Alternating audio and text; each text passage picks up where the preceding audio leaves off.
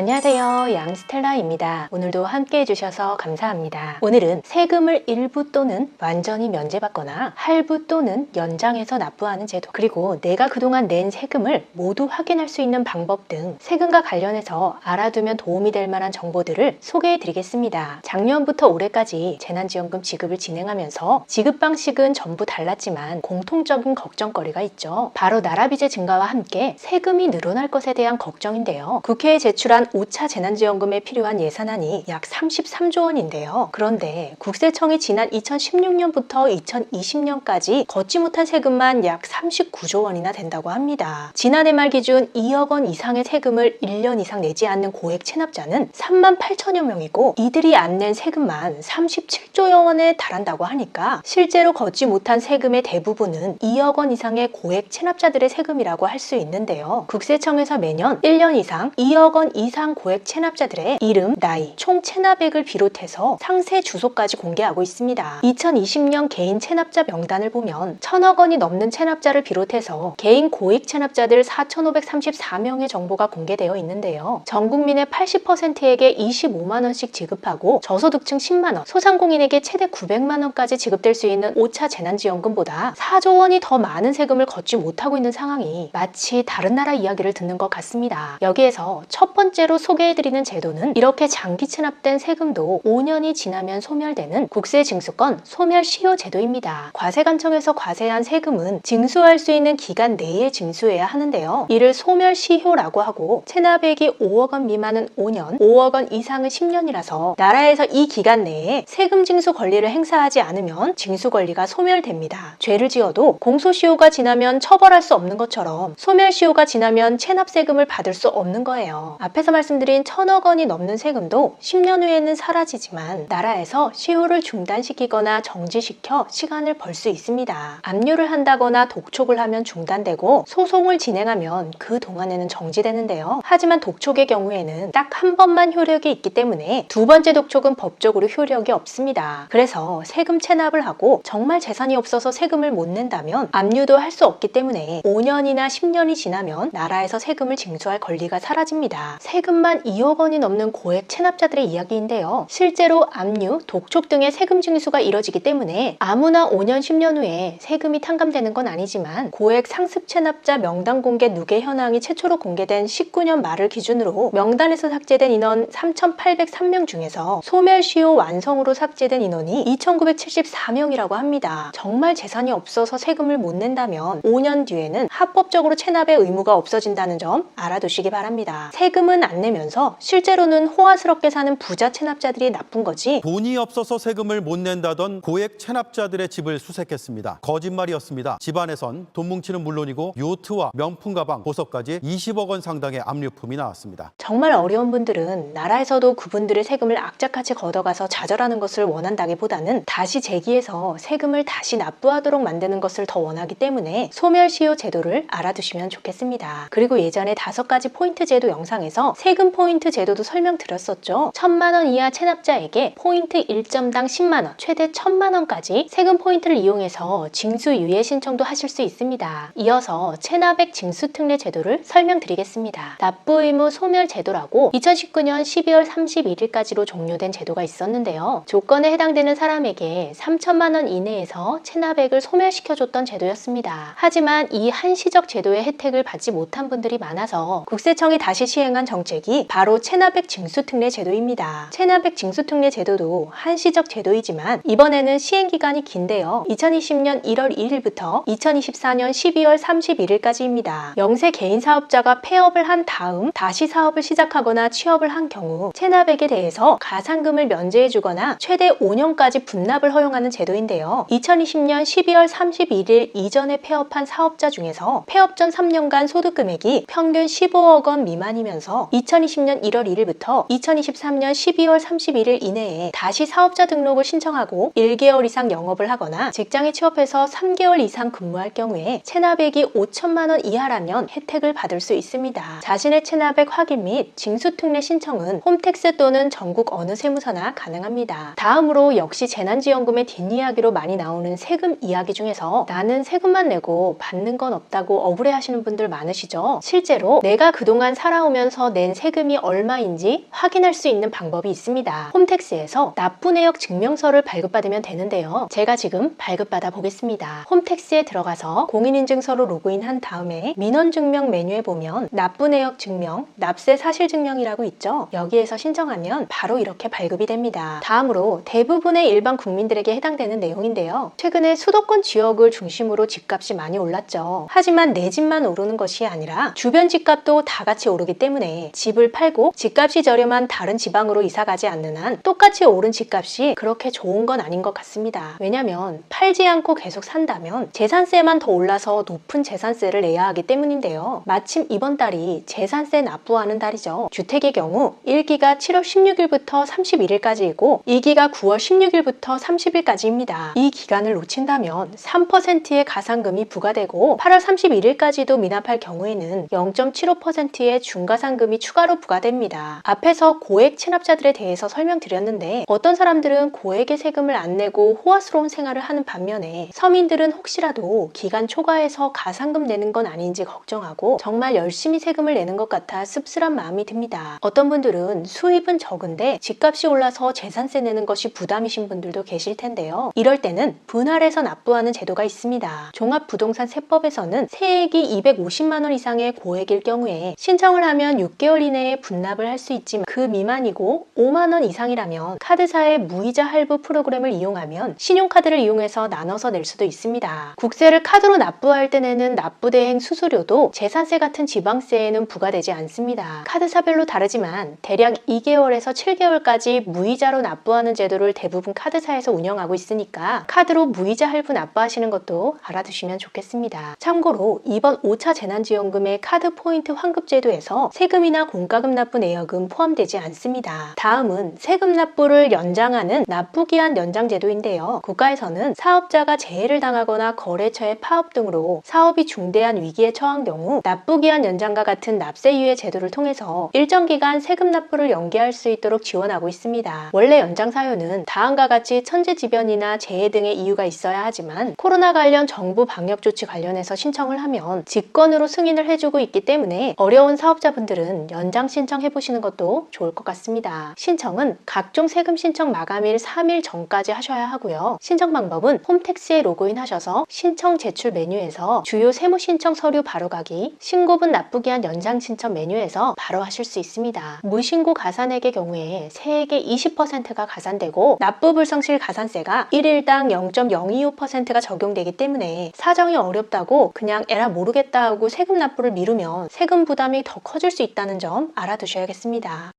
구독, 좋아요 부탁드립니다. 끝까지 시청해주셔서 감사합니다. 영상이 유익했다면 주변 분들에게 공유해주시고 다음 영상에서 우리 또 만나요. 오늘도 행복하세요.